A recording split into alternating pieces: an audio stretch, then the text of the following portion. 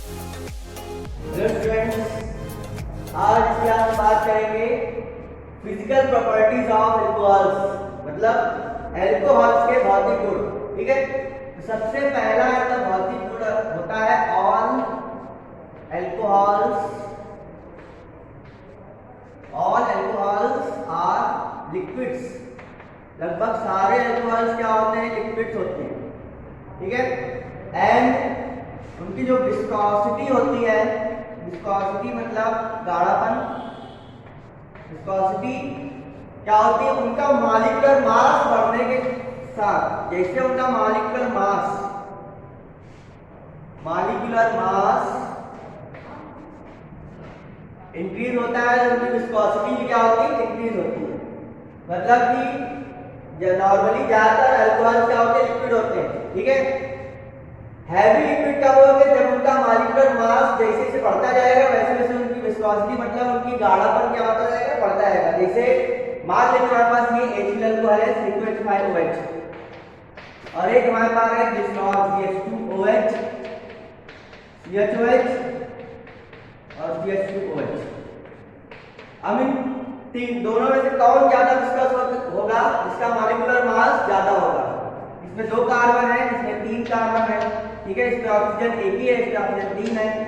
ठीक है, तो इस तरीके से इसका मॉलिक्यूलर मास ज्यादा होगा, इस कारण क्या होगा? ये ज्यादा विस्कस होगा, मतलब गाढ़ा होगा। ये ग्लिसरीन होती है, ग्लिसरीन क्या होती है?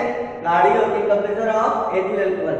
ठीक है, और अल्कोहल का जो टेस्ट होता है वो बिटर होता है, बिटर टेस्ट। इनका टेस्ट कैसा होता है? बिटर होता है। ठीक है, दूसरी चीज कड़वा, मतलब स्वाद कैसे होते हैं? कड़वा होते हैं। ठीक है, दूसरी चीज all alcohols are soluble in water. Water में सॉल्युबल होते हैं, वाटर में घुल जाते हैं। ठीक है, जितने भी अल्कोहल है सब वाटर में घुल जाते हैं, डिसॉल्व हो जाते हैं। क्यों डिसॉल्व हो जाते हैं? Because inter molecular hydrogen bonding, intermolecular hydrogen bonding के कारण क्या आते हैं? ये डिसॉल्व हो जाते हैं। वाटर के साथ ये लोग हाइड्रोजन बॉन्डिंग बना देते हैं। जैसे मान लीजिए वाटर है, ये एथिल अल्कोहल है C2H5OH और ये वाटर का मॉलिक्यूल है। वाटर क्या होता है? HOH। ये क्या करेंगे? इसके साथ ये बॉन्ड बना देते हैं, धीरे डॉटेड बॉन्ड। इस पे हाइड्रोजन बॉन्ड है, इसके ऊपर आएगा पार्शियली नेगेटिव, इसके ऊपर आएगा पार्शियली पॉजिटिव। ठीक है, इस तरीके से अल्कोहल के मॉलिक्यूल वाटर के मॉलिक्यूल के साथ क्या बना लेते हैं? बॉन्ड बना लेते हैं, जुड़ने लगते हैं। इसके कारण ये वाटर क्या होते हैं? डिसॉल्व हो जाते हैं। अब जो इनकी सॉल्युबिलिटी है वो डिक्रीज होगी एज सून एज इनका मॉलिक्यूलर मास जैसे जैसे बढ़ेगा, सॉल्युबिलिटी भी क्या हो जाएगी? डिक्रीज होने लगेगी। इनकी सॉल्युबिलिटी भी क्या होने लगेगी? डिक्रीज होने लगेगी। जैसे जैसे इनका मॉलिक्यूलर मास क्या होगा? बढ़ेगा। Solubility inversely proportional to molecular mass. Molecular mass बढ़ेगा तो सॉल्युबिलिटी भी क्या होगी? सॉल्युबिलिटी इन वाटर, वाटर में सॉल्युबिलिटी क्या होगी? अल्कोहल्स की क्या होगी? डिक्रीज होगी। जैसे जैसे मॉलिक्यूलर मास क्या होगा? बढ़ेगा। इनका मॉलिक्यूलर मतलब अणु भार उनका क्या होगा? बढ़ेगा। वैसे वैसे उनकी सॉल्युबिलिटी क्या होने लगेगी? डिक्रीज होने लगेगी। ठीक है, तो ये हो गया आपका। अगला जो प्रॉपर्टीज है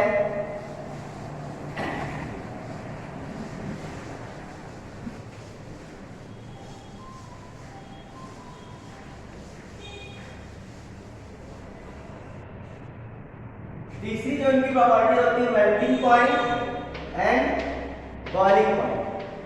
अल्कोहल का melting point and boiling point ये क्या होगा? इस पे क्या इफेक्ट पड़ता है? ठीक है, तो एक अल्कोहल अपने ये लिखा है CH3 CH2 CH2 CH2OH। एक अल्कोहल अपने ये लिखा है CH3, एक यहाँ पे CH3 लगा दिया, CH CH2 CH2OH। ठीक है।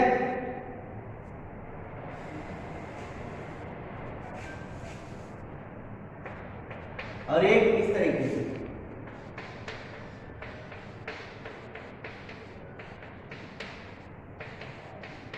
अब ये बताइए किसका मेल्टिंग एंड बॉइलिंग पॉइंट ज्यादा होगा। तो जो लीनियर चेन में होते हैं उनका मेल्टिंग और बॉइलिंग पॉइंट क्या होगा, ज्यादा होगा। क्यों? क्योंकि इनका सरफेस एरिया क्या होता है, ज्यादा होता है, इसलिए इसका मेल्टिंग पॉइंट ज्यादा होगा। इसके बाद इसका होगा और सबसे कम क्या होगा, इसका। ठीक है। प्राइमरी अल्कोहल होते हैं, इसको कहते हैं प्राइमरी अल्कोहल। प्राइमरी अल्कोहल ये होता है आपका सेकेंडरी अल्कोहल। ये होता है टर्सरी अल्कोहल। प्राइमरी अल्कोहल का मेल्टिंग पॉइंट सबसे ज्यादा होता है, इसके बाद सेकेंडरी का, इसके बाद टर्सरी का। ठीक है, ये हो गए मेल्टिंग एंड बॉइलिंग पॉइंट। अब बात करेंगे हम नेचर की, अल्कोहल का नेचर कैसा होता है। तो जो अल्कोहल होता है हमारा, nature of alcohol,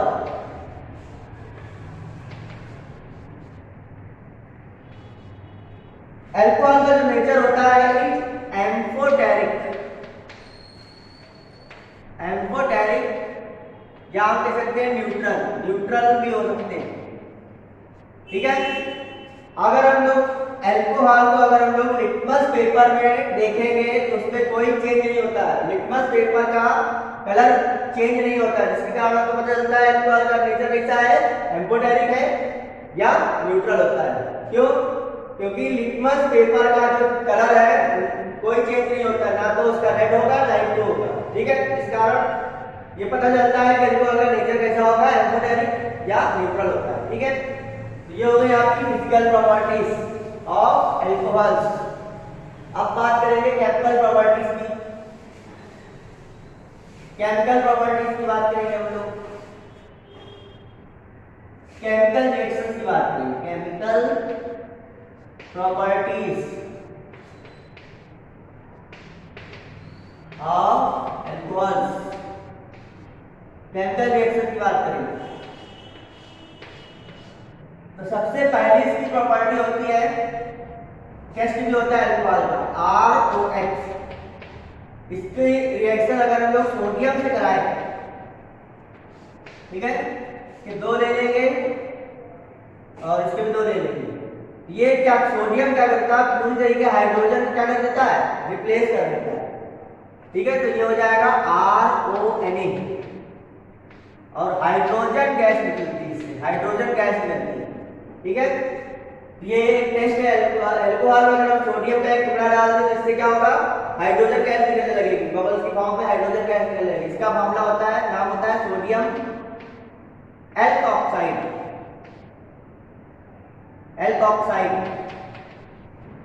sodium alkoxide. ठीक है, दूसरा होता है कहीं भी OH ग्रुप लगा हो, PCl5 से रिएक्शन करा देंगे, PCl5 तो OH ग्रुप कन्वर्ट हो जाएगा Cl में, प्लस POCl3 बनेगा एंड HCl बनेगा। ठीक है, कहीं भी OH ग्रुप लगाओ PCl5, इसका नाम होता है फास्फोरस पेंटा क्लोराइड। अगर हमको OH से Cl बनाना है तो फास्फोरस पेंटाक्लोराइड के साथ हम लोग रिएक्शन करा देंगे, तो OH ग्रुप कन्वर्ट हो जाएगा Cl में, मतलब अल्कोहल बन जाएगा हेलोएल्केन। ठीक है, हेलोएल्केन बन जाएगा। एग्जांपल, जैसे हमारे पास मेथिल अल्कोहल है CH3OH, अब हमने इसकी रिएक्शन PCl5 से करा दी, केवल और कुछ नहीं करना, OH ग्रुप कन्वर्ट हो जाएगा Cl में, क्या बन जाएगा, CH3OH की जगह क्या आ जाएगा, Cl, POCl3 एंड HCl। ये आपको याद करना है, बहुत इंपॉर्टेंट है। तो ये हेलोएल्केन बन जाता है। ठीक है, एक क्वेश्चन आता है कि फिनॉल हमारे पास है, फिनॉल से क्लोरोबेंजीन कैसे बनाएंगे, फिनॉल है, ये बहुत क्वेश्चन पूछा था, फिनॉल से क्लोरोबेंजीन कैसे बनाएंगे।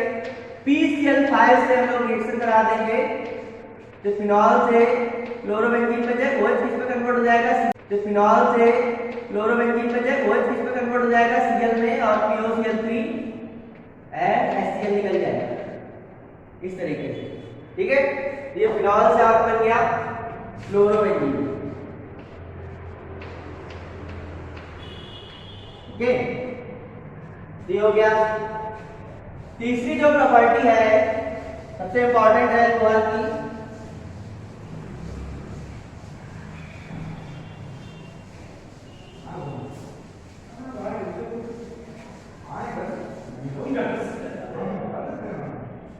थर्ड प्रॉपर्टी है OH ग्रुप कहीं भी लगाओ, HI के साथ इसको गर्म कर देंगे रेड फास्फोरस की प्रेजेंस में, रेड फास्फोरस के साथ इसको क्या कर देंगे, गर्म कर देंगे। HI के कहीं भी एक OH होगा, HI के दो मॉलिक्यूल लेंगे, दो मॉलिक्यूल ले लेते हैं HI के। ठीक है, देखिए क्या बनता है,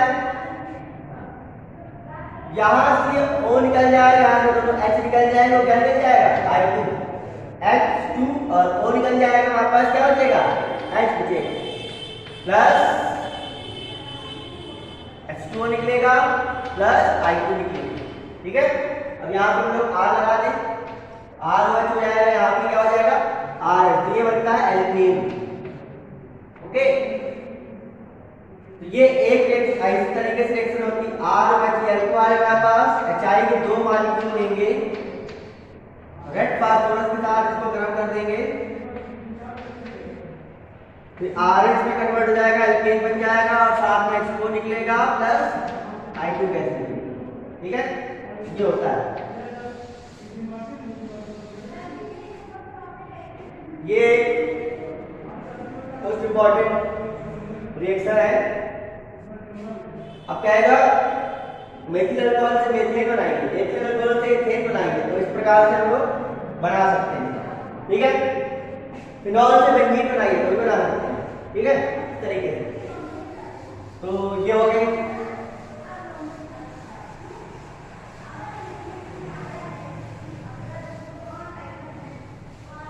अब सबसे इंपॉर्टेंट रिएक्शन एस्टरिफिकेशन।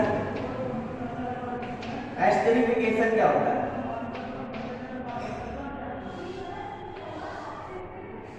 किसी भी कार्बोक्सिलिक एसिड, के कार्बोक्सिलिक एसिड है, कार्बोक्सिलिक एसिड की रिएक्शन अगर हम लोग किसी भी अल्कोहल के साथ लगाते हैं, कंसंट्रेट H2SO4 की कुछ ड्रॉप्स डालेंगे। ठीक है, गरम कर देंगे इनको, तो एसिड का OH अल्कोहल से H निकलता है, ये OH और ये H, क्या बचेगा हमारे पास RCO बचेगा, RCO। ठीक है, और ये क्या बचा, उल्टा कर देंगे OR प्लस H2O, H2O तो निकलेगा, इसका H इसका OH तो क्या बन गया H2O, तो इसका नाम क्या होता है एस्टर। अब एस्टर कैसे बनाएंगे, एस्टर फ्रूटी स्मेल आती है, फ्रूटी फलों की स्मेल आएगी, फ्रूटी स्मेल या फ्रूटी ऑर्डर की ऑर्डर इसलिए होगी फ्रूटी ऑर्डर। ठीक है, एस्टर फॉर्म होता है। चलिए हम एग्जांपल लेके बता देते हैं। एक हमारे पास है एसिटिक एसिड और एक हमारे पास है एथाइल अल्कोहल। इन दोनों को जब एक साथ गर्म करते हैं, कंसंट्रेट H2SO4 के साथ, ठीक है, तो इससे OH निकलेगा और इससे H निकलेगा। ठीक है, क्या बनेगा CH3COO, और ये हो और ये हो, क्या बन जाएगा C2H5 प्लस H2। एस्टर, इसको जनरली एस्टर कहते हैं, वैसे इसका नाम क्या होगा, नाम याद लिखते हैं। C2H5 क्या होता है एथिल, और एसिटिक एसिड से एक है चटाने के बाद हमारे पास क्या बचेगा एसीटेट, एथिल एसीटेट।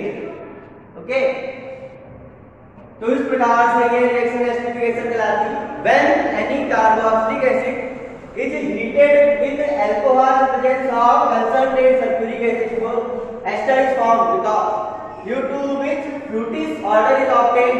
ठीक है, सो एस्टर इज फॉर्म्ड, इसको तो तो एस्टर बनता है, इसलिए इस रिएक्शन क्या कहते हैं, एस्टरिफिकेशन कहते हैं। ठीक है, ये आपकी केमिकल प्रॉपर्टीज हो गई कंप्लीट, फिजिकल भी हो गए, केमिकल भी हो गए। ओके, ये आपका अल्कोहल पूरा लगभग क्या हो गया, खत्म हो गया। ठीक है, अब अगले क्लास में हम लोग डॉल पढ़ेंगे। ओके, 15